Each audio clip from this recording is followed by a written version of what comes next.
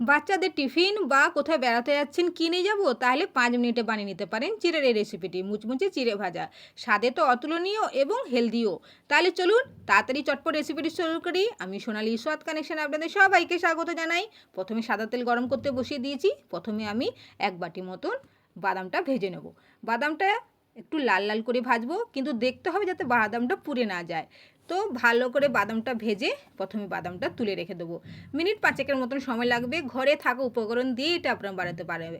প্রথমে বাদামটাকে তুলে রাখলাম। এরপরে আমি এখানে শুকনো করা ভুট্টাটা নিয়ে নিলাম 1 বাটির মতন। বাজারে এটা আসানিসে পাওয়া যাবে। তো এটাকে ভালো করে ভেজে নিলাম। দেখুন কত সুন্দরভাবে ফুলে উঠেছে। এটা ভুট্টাটাকে একটু হালকা থেতো করে শুকনো করে এটা বাজারে বিক্রি করা যায়। তো এটাকে ভালো করে তুলে রাখলাম, ভালো করে তেল ঝারিয়ে। তো এটাকেও ভালো করে রেখে দিলাম। এরপরে কারি পাত্তা দিয়ে এটাকে ভালো করে ভেজে নেব। কারি পাত্তাটাকে ভেজে তুলে রাখছি মিনিট 5 মতন, এবং খুবই কম সময়ের মধ্যে বানিয়ে নিতে পারবেন। তো এখানে পাতলা চিড়েটা নিয়েছি, এটাকে ভালো করে ঝেড়ে নিয়েছি, ভিতরে গুঁড়ো গুঁড়ো ভাব একটু নেই। তারপর এটাকে আমি ভালো করে তেলে ফ্রাই করে নেব। আপনারা চাইলে অল্প তেলে কড়াইতে ভালো করে ভেজে নেব। আমি এরকমভাবে ভাজলাম, খেতে একটু মুচমুচে হবে আর টেস্টও দারুণ হবে। এটাকে ভালো করে তুলে নেব আর তেল ঝরিয়ে নেব, যাতে একদম তেল না থাকে। সুন্দরভাবে দেখুন এইভাবে তেল ঝরিয়ে নিচ্ছি।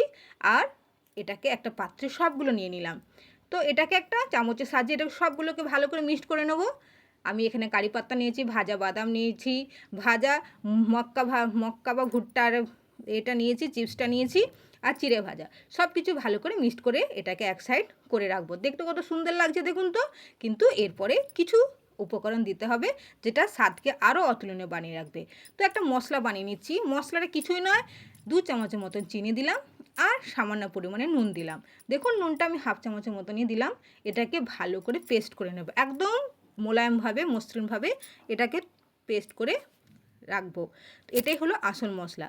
চিড়ে ভাজাটাকে আরও স্বাদে করে দেবে, কারণ নুন একটু তো নুন লাগবে, একটু তো চিনি লাগবে। তো এই পেস্টটা আমি ইউজ করব এই চিড়ে ভাজার সঙ্গে। তো এরপরেই আমি যেই কড়াইটিতে আমি ভেজেছিলাম 1 চামচের মতো ঘি দিয়ে সামান্য পরিমাণে হলুদ গুঁড়ো দিয়ে এটাকে ভালো করে ভেজে নিচ্ছি। হলুদের গন্ধটা ছেড়ে চলে গেলে চিড়ে ভাজার মিশ্রণটাকে একটু একটু করে দিয়ে এটাকে ভালো করে ভেজে নিচ্ছে। তার কারণ হলুদটা দেওয়ার ফলে চিড়ের একটা কালারও আসবে, আর চিড়ে ভাজাটা হলুদ হলুদ মতো লাগবে, আর তার টেস্টটা খুব সুন্দর। আপনারা তাহলে সাদা তেলও দিতে পারেন, কিন্তু আমি এখানে ঘিটা ইউজ করলাম।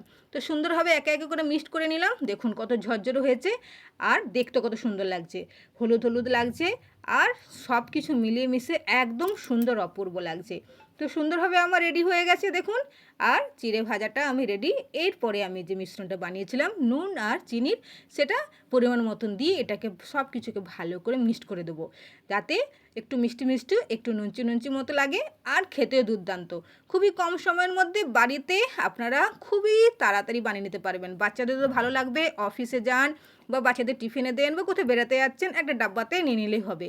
বাড়িতে আমার কিছু রোস্টেড কাজু ছিল, সেটা ইউজ করলাম। আপনারা চাইলে কিশমিশও দিতে পারেন, কাজু দিতে পারেন, আলমন্ড দিতে পারেন, আপনাদের ইচ্ছা মতন দিতে পারেন, কারণ এটা একটু হেলদিও হয়ে যাবে। তো সুন্দরভাবে আমার চিড়ে ভাজা রেডি হয়ে গেছে। এটাকে আমি সার্ভ করে নিচ্ছি। আপনারা অবশ্যই একবার বাড়িতে বানিয়ে দেখবেন, আর বিশ্বাস করুন স্বাদে অতুলনীয়, আর এত মুচমুচে হয়েছে, তার টেস্টটা আরও বাড়িয়ে দিয়েছে। দোকানের চিড়ে ভাজা থেকে বাড়িতে খান হেলদি। আর এখনকার দিনে বাজারে জিনিস না খাওয়াই ভালো। একটু পরিশ্রম হবে, কিন্তু বাচ্চাদের আর নিজের শরীরের দিকে লক্ষ্য রেখে অবশ্যই বানিয়ে নিন।